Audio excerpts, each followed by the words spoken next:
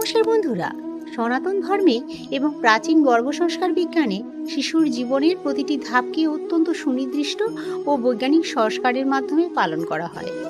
তার মধ্যে অন্যতম প্রধান সংস্কার হলো অন্নপ্রাশন বা আধুনিক বিজ্ঞানের ভাষায় উইনিং ফুড।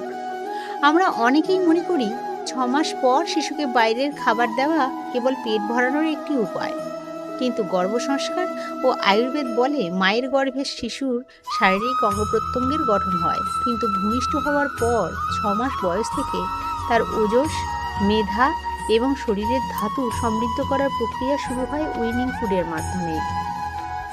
আজকের এই বিশেষ মেগা ক্লাসে আমরা জানব গর্ভসংস্কারের দৃষ্টিতে উইনিং ফুড আসলে কি, আয়ুর্বেদ অনুযায়ী কেন ঠিক 6 মাস পর থেকেই এটি দেওয়া বাধ্যতামূলক, এবং প্রাচীন চিকিৎসা পদ্ধতি অনুসরণ করে কিভাবে শিশুর প্রথম আহার শুরু করবেন।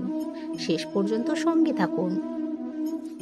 আয়ুর্বেদ ও আধুনিক চিকিৎসা বিজ্ঞানের মেলবন্ধনে 6 মাস পরবর্তী পরিবর্তনের কারণগুলো বোঝা যাক।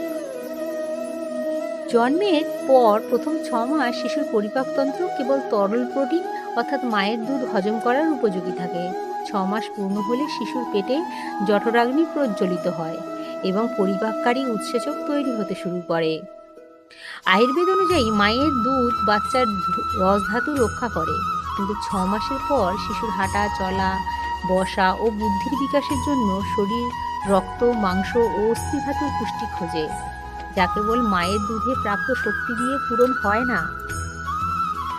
প্রাক প্রসব এবং প্রসব পরবর্তী চিকিৎসা বিজ্ঞান বলে 6 মাসের পর শিশুর শরীরে সঞ্চিত প্রাকৃতিক আয়রন ও জিঙ্কের পরিমাণ কমতে থাকে। তাই এই সময়ে বাইরে সুষম আহার না দিলে শিশুর রক্তাল্পতা ও অপুষ্টির শিকারে পরিণত হতে পারে। তাহলে গর্ভসংস্কারের নিয়ম মেনে উইনিং ফুড কি এবং এর বৈশিষ্ট্যগুলো কি হওয়া উচিত? উইনিং ফুড হলো মায়ের দুধের পাশাপাশি দেওয়া এমন কিছু প্রাকৃতিক, সাত্ত্বিক, সহজপাচ্য এবং সুষম খাদ্য যা শিশুর শারীরিক ও মানসিকভাবে বৃদ্ধি ঘটায়, কিন্তু পরিপাকতন্ত্রের ওপর চাপ ফেলে না।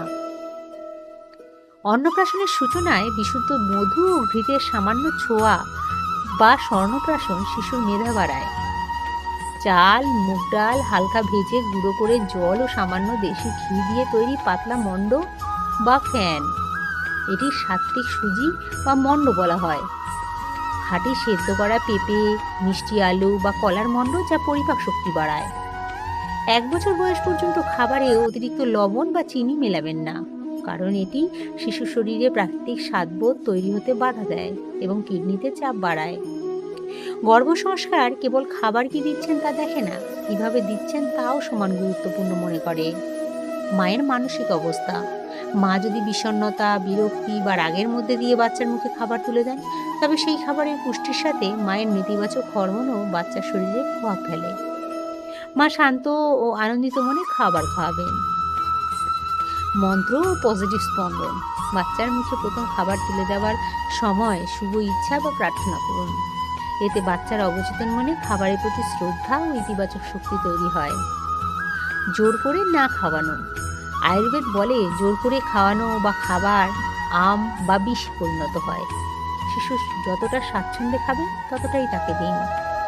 স্পর্শ ও দৃষ্টি যোগাযোগ, খাওয়ানোর সময় শিশুর চোখের দিকে তাকান, কথা বলুন, এতে খাবার দ্রুত হজম হয় এবং মা সন্তানের আত্মিক বন্ধন গভীর হয়। উপসংহারে আমি এটাই বলবো, উইনিং ফুড কেবল শারীরিক খিদে মেটানোর জন্য নয়, এটি শিশুর জীবনে সঠিক অনাক্রম্যতা, ব্যক্তিত্ব এবং আয়ু বৃদ্ধির অন্যতম প্রধান ভিত্তি। আমাদের সনাতন গর্ভসংস্কারের প্রতিটি নিয়ম বিজ্ঞানসম্মত। আপনি যখন সচেতনভাবে 6 মাস পর আপনার সন্তানকে উইনিং ফুড চালু করবেন, তখন আপনি তাকে এক সুগঠিত, রোগমুক্ত এবং পরম মেধাবী ভবিষ্যতের দিকে এগিয়ে নিয়ে যাবেন। আজকের এই মেগা ক্লাসের পর আপনার কাছে আমার প্রশ্ন, আপনার সন্তানকে 6 মাসের পর প্রথম কোন খাবারটি দিয়ে উইনিং ফুড শুরু করেছিলেন বা করার পরিকল্পনা করছেন? কমেন্ট বক্সে অবশ্যই জানান। ভিডিওটি ভালো লাগলে লাইক ও সাবস্ক্রাইব করুন এবং সমস্ত নতুন বাবা, মা ও পরিবারের সাথে এটি শেয়ার করে দিন। সবাই ভালো থাকুন, সুস্থ থাকুন। নমস্কার।